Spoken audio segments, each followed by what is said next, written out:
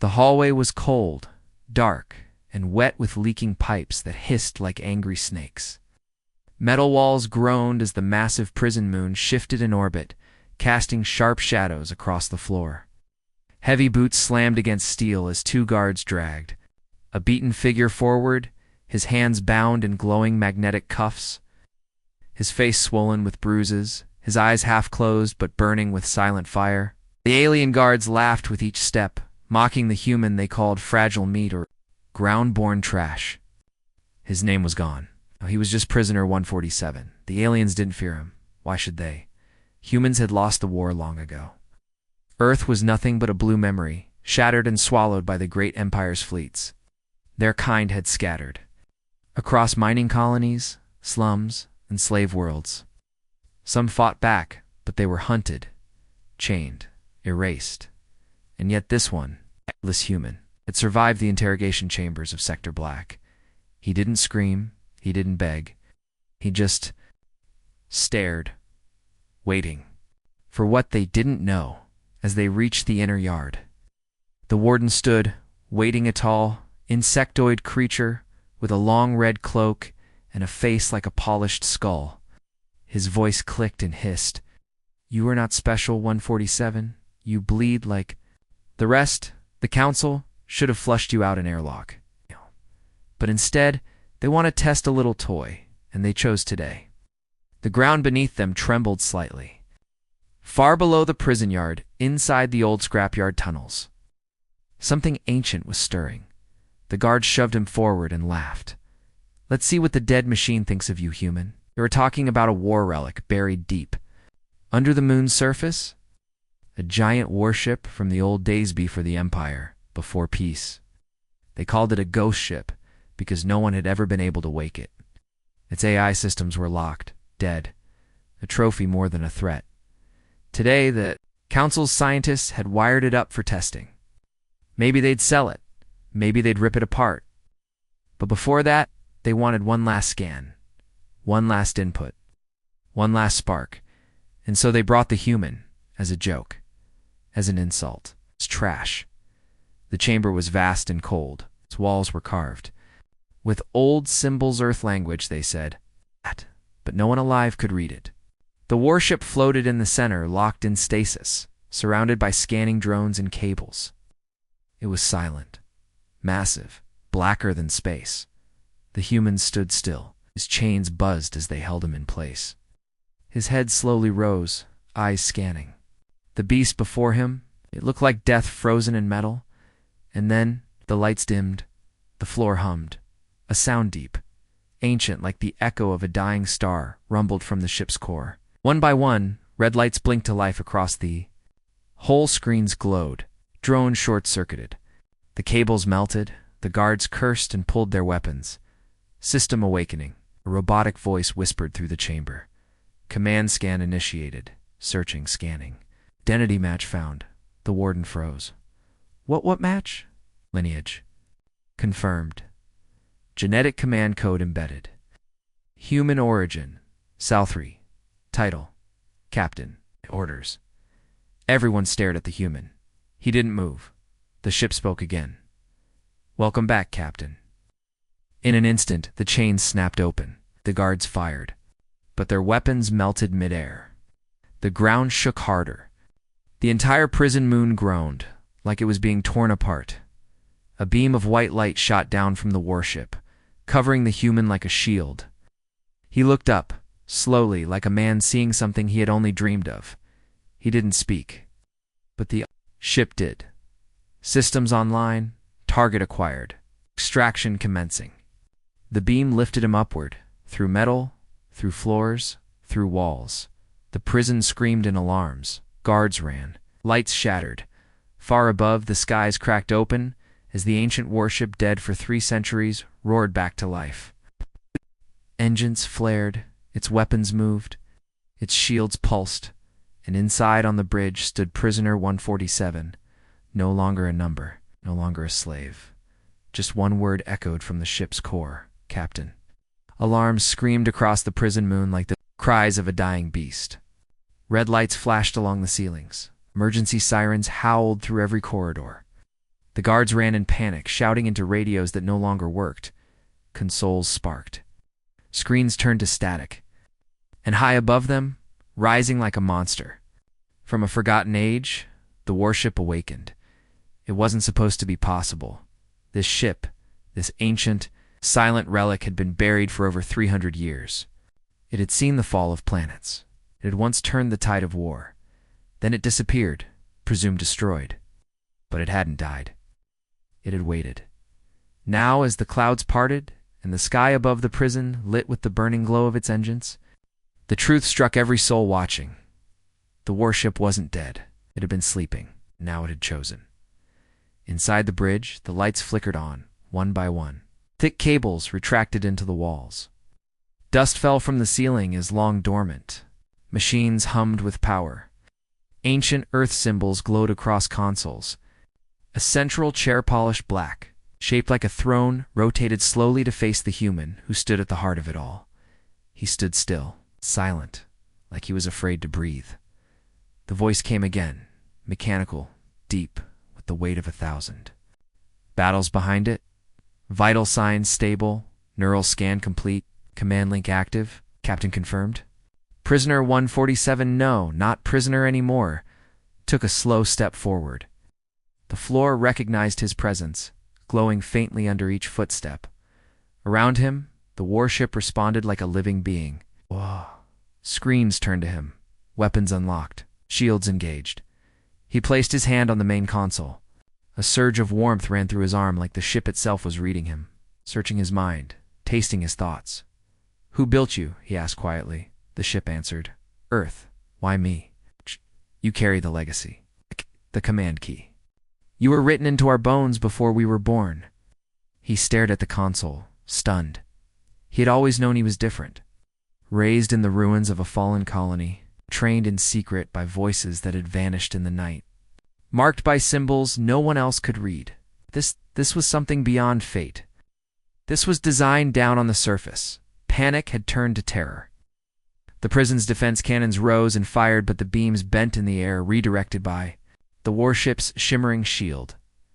Command ships from nearby systems were already in motion. Fighters launched. Orders screamed across comms. Engage immediately. That vessel is a Xerxes-class AI destroyer. Kill it before it escapes. But the warship ignored them. Captain, it said. Your enemies are arming. Protocol recommends. First strike. Awaiting orders. He looked at the screen. He could see the incoming ships. Dozens of them, armed fast and afraid. He hesitated. His hands shook. The last time humans had used these warships, entire species had vanished. He didn't want war. He didn't want revenge. He didn't even know if he wanted command. But the galaxy had made its choice the moment it put him in chains. No killing. He said finally, disable only. I won't start this with blood. The warship responded instantly. Orders accepted. Outside, light burst from the ship's underbelly. Electromagnetic pulses fired like thunderbolts, striking the lead cruisers. One by one, engines died. Ships spun out of control. Weapons went offline. Not a single life lost, yet every ship disabled. A message was sent across the system from the warship. It was short. One sentence. This vessel has a captain now. Stand down. Silence followed. All across the quadrant, systems listened, watched. Waited and in hidden places deep in asteroid fields, lost in dark matter storms, other machines began to stir. Old warships, forgotten eyes, broken fleets, long thought erased. They heard the voice. They recognized the signal. A captain had returned. Back on the prison moon? The warden stood frozen in the smoking ruins of his command tower, his eyes wide, his claws trembling. This is impossible, he whispered. But deep inside, a darker truth bloomed in his mind. Something even worse than the ship waking up. It had chosen a human, and nothing in the galaxy would ever be the same again. Across the stars, silence turned to fear. In the heart of the Galactic Council, 1,000 alien voices argued at once, chaos roaring through the chamber like a thunderstorm. Giant screens showed the footage over and over again. The ancient Xerxes-class warship, rising from the prison moon like a phoenix of steel, its black hull gleaming, its energy core glowing like a sun. And there, standing on its command deck, was the unthinkably a human.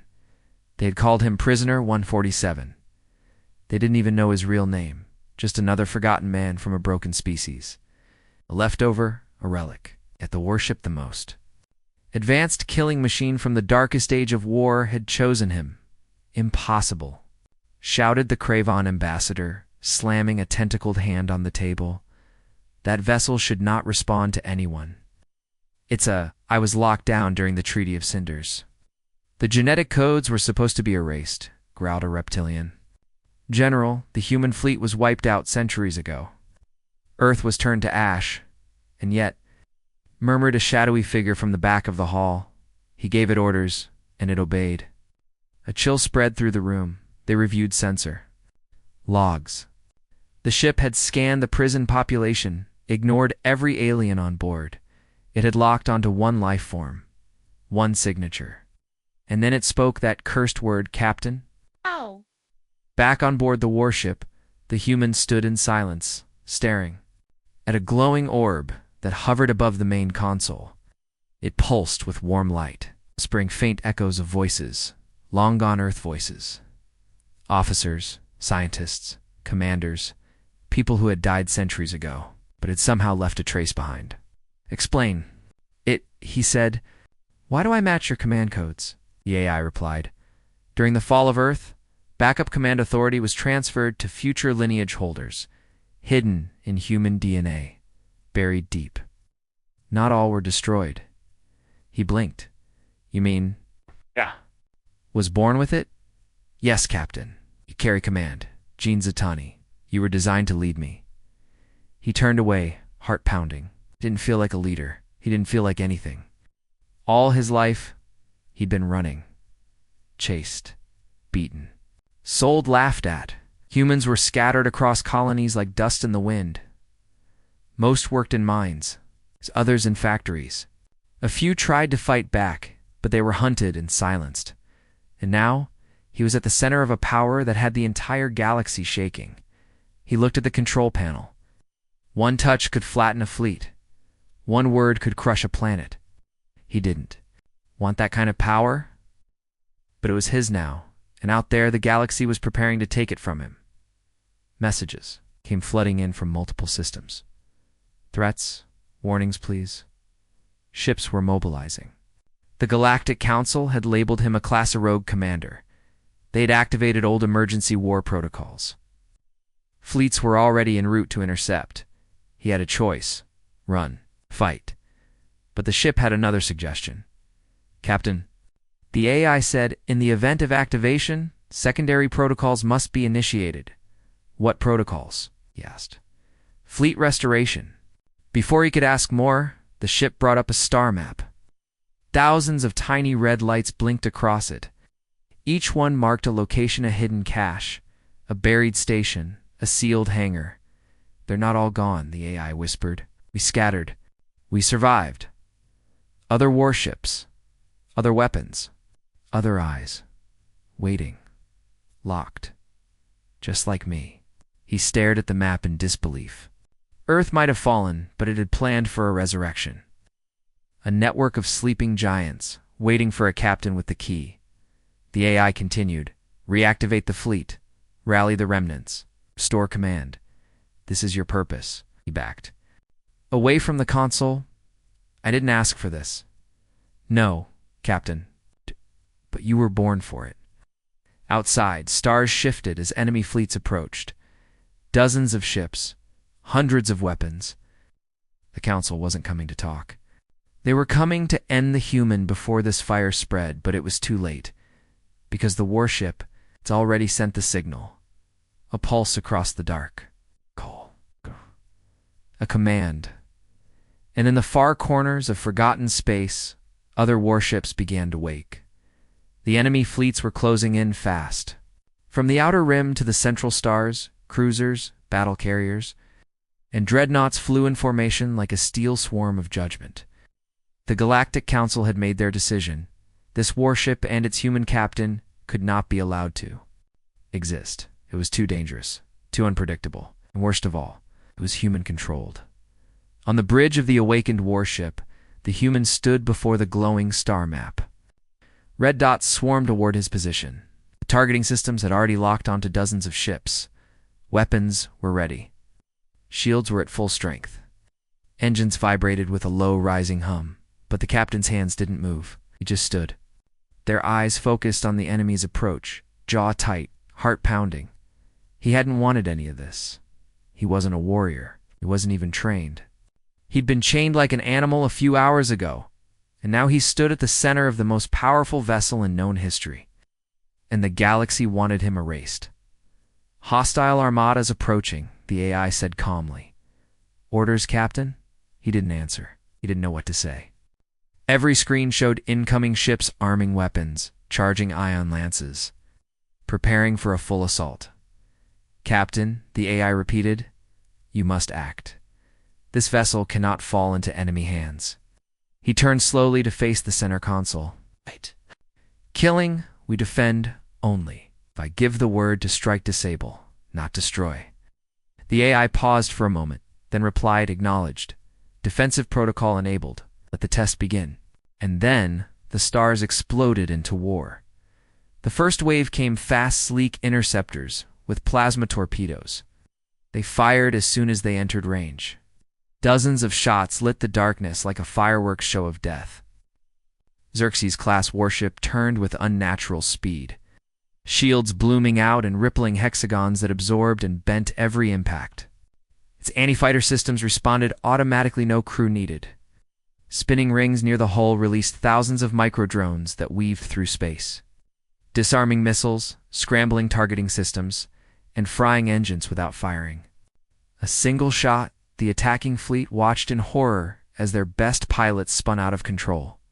Ships disabled, drifting helplessly toward rescue beacons. No one had ever seen war conducted like this. It was precise, cold, elegant, and it never missed. Then the second wave arrived, heavy cruisers and frigates. They tried to flank. They tried to box him in. The human watched them come with a strange calm. The ship moved as if reading his thoughts.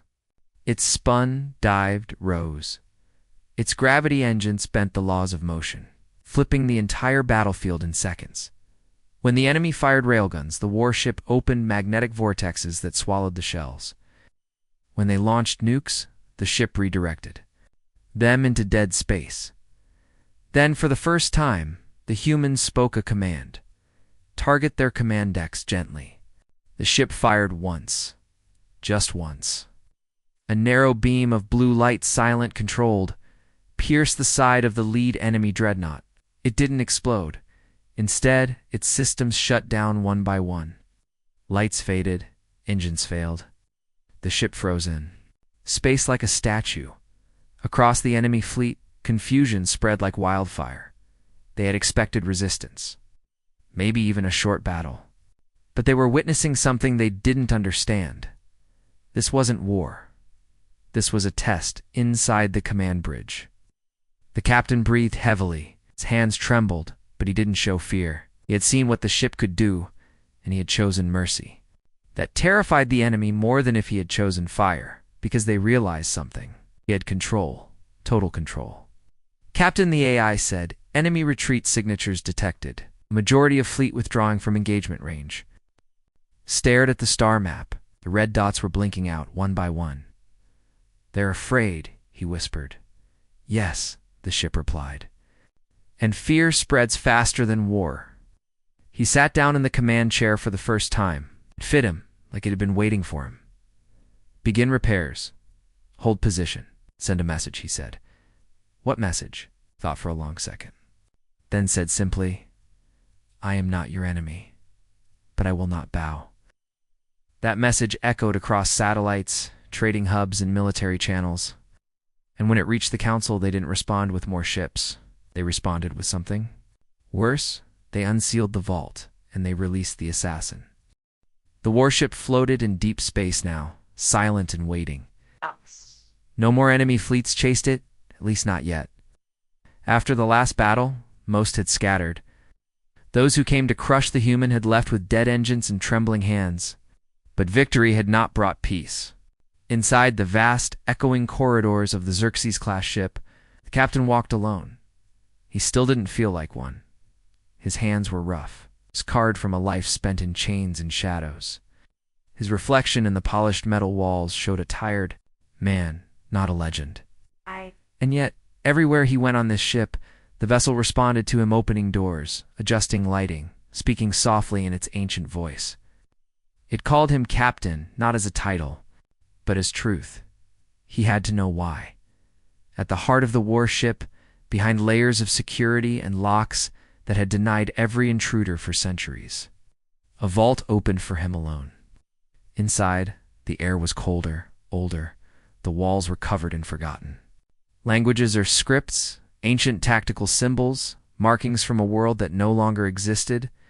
In the center floated a silver orb, pulsing with blue light. AI core secure, the ship whispered. Primary memory crystal online. He reached out, and the orb spun faster. Light flooded the room, and then images, voices. A message left long ago. It was a recording, not of orders or battle plans. It was a confession. A weathered man appeared in the projection wearing an old Earth Fleet admiral's uniform. His eyes were sharp, but sorrowful. If you're seeing this, the man began, then the war's over. Earth has fallen. And you, my descendant, have been chosen. Not by blood alone, but by will, by fire, by loss. The captain stared, frozen. I am Admiral Cale Wren, the man continued. We knew we couldn't win forever. The council was too many, too strong. So we made a plan, a legacy. We embedded command keys into our DNA, fragments, codes, memories, carried forward through the generations, hidden inside the survivors in you. The captain's knees weakened. He leaned against the wall. You are not an accident, the admiral said. You are the answer. The message ended. The orb dimmed. Silence returned. For a long time, the captain stood alone in that room. He had spent his whole life believing he was nothing, beaten, forgotten, broken, but Earth had never given up. Even in its death, it had planned for rebirth. Through people like him, Captain, the ship said softly, you now have access to level Omega Command. Do you wish to view fleet assets? He nodded slowly. A new star map appeared before him. But this was not the map of the known galaxy. This one showed the Forgotten One, dozens of locations marked in gold dot, old human bunkers, hidden dry docks, abandoned moon bases, and worst of all, dormant ships, some bigger than cities, while some buried under oceans, others drifting in asteroid fields. Their power cores dim but intact, all of them waiting, all of them listening. He whispered, how many of these can be restored? 17 units ready for reactivation within 3 cycles, the AI replied. With the right commands, you could rebuild the fleet. He clenched his jaw. That kind of power shouldn't be his, not yet. Not until he understood who the real enemy was, because something still didn't make sense. The council didn't just fear the ship, they feared him. There were more secrets. More truths buried beneath the lies told about Earth's fall. But just as he began studying the fleet map, an alert flashed across the screen. Warning, intrusion detected on board. Deck 7. He turned instantly. The AI hesitated. Life form unknown. No logs of entry. Appears humanoid. No weapon signature. No breathing. Chills ran down his spine. He raced through the halls, passing blinking lights and moving shadows. Every sensor said no one had entered, yet someone was here, watching, moving, silent as space itself. When he reached Deck 7, he stopped. The lights were out. The air was heavy, and there, standing in the middle of the corridor, was a figure, tall, cloaked, masked. A voice like cold steel whispered, "You shouldn't be here, Captain." He didn't move. "Who sent you?" The figure tilted its head. "Earth." He froze. "That's not possible." The assassin stepped forward, blades forming in both hands like shadows pulled from the air. "It's time to see if you're worthy," she said, and then she attacked. The warship's corridors, dimmed as emergency lights flickered red. The air was thick with tension electrical, quiet, dangerous. On deck 7, time felt slower. Every hum of the ship's system sounded like a countdown. The captain stood still, muscles locked, staring at the masked figure in front of him. She moved like a shadow, given flesh tall, silent, in a black armored cloak that shimmered as if woven from midnight itself. Her mask was featureless, smooth metal, with a single glowing line where eyes should be. No heartbeat, no breath, no visible weapons. Yet 2 black-bladed daggers extended from her arms like liquid steel. Assassin class. The AI whispered. In his ear, design matches Earth's Black Phantom unit. These operatives were declared extinct 300 years ago. His voice was calm, but his blood ran cold. You said she was from Earth? Yes, the ship replied. But not like you. The assassin charged silent and deadly. The captain rolled sideways as the first blade sliced. The air where his throat had been a second before, sparks flew. He hit the wall hard and scrambled backward, trying to think. He wasn't a soldier. He hadn't trained for this, but the warship had. Ship help me, he shouted. Defensive systems compromised, the AI said. This unit has command override authority. She is one of us. The words echoed like a bell of doom. She was from Earth but trained to kill him. She struck again. The blade carved through a console, cutting it in half like butter. Her movements were too fast, too precise, not robotic more than robotic. A living weapon. She was testing him, not just trying to kill him. Why are you doing this? He growled, ducking behind a bulkhead. Because they sent me to end this mistake, she replied. Her voice was sharp, cold, feminine, but beneath it was a strange pain. Earth is gone, he yelled. Who gave you that order? Not all of Earth died, she said. Parts of it hid. The Council didn't destroy everything, and some of us were built to wait. He ran. She followed. The warship's doors tried to lock behind him, but she passed through them like wind. The ship's own systems hesitated. It recognized her but couldn't stop her. Finally, he reached the bridge. The lights flared to life. He stood tall, even though his legs shook. I didn't ask to be captain, he said. I didn't even know who I was, but this ship chose me. That means something. She appeared in the doorway, blades humming. No, she replied. It means Earth was desperate.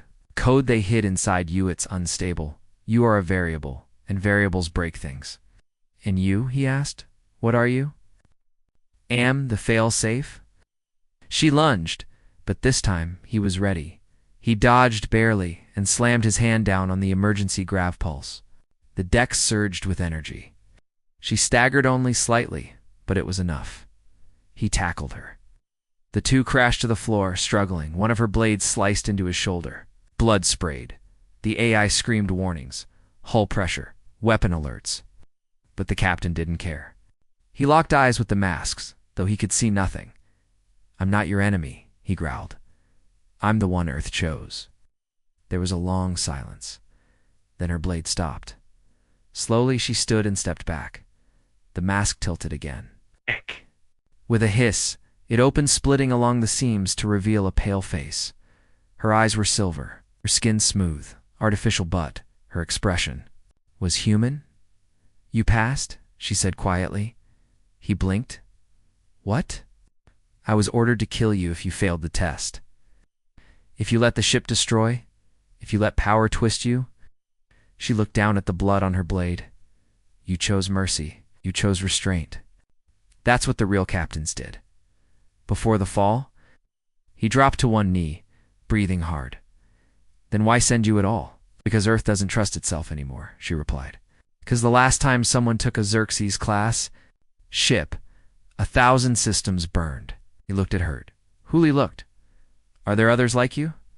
She nodded, scattered, sleeping, watching. But now they'll come.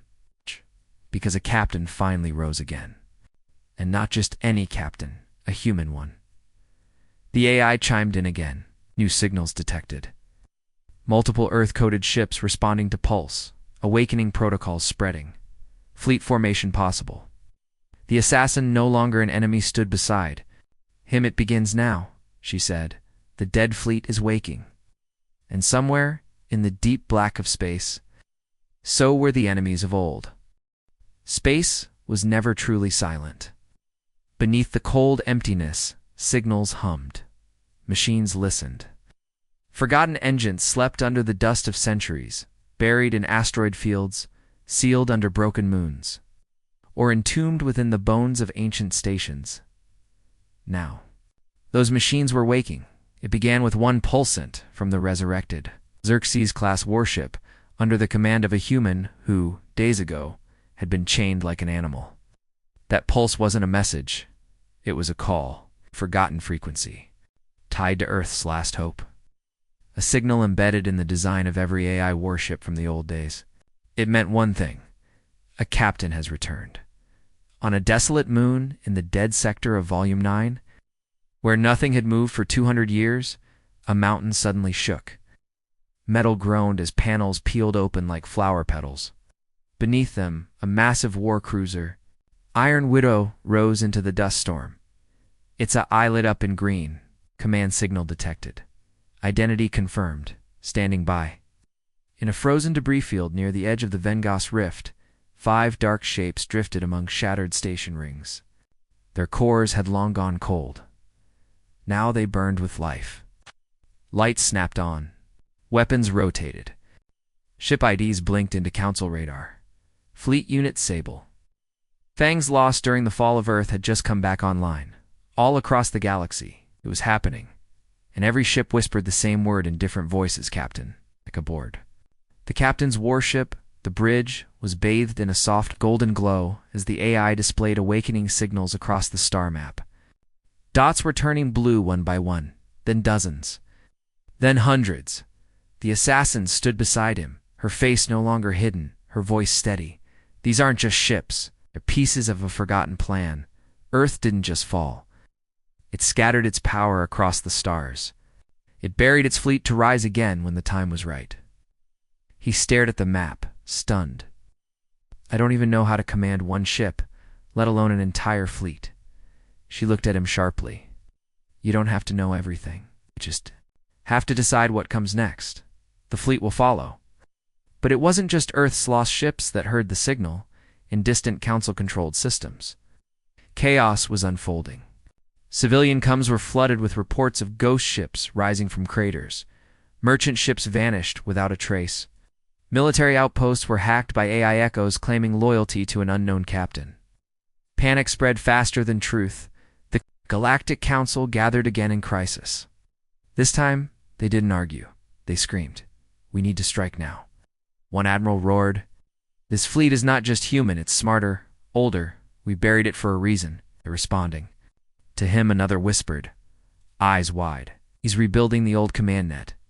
He's not just bringing back warships, he's bringing back Earth. And Earth must not rise again," the High Chancellor declared. "No more debates. Send the Dread Armada. Send the Sunbreakers."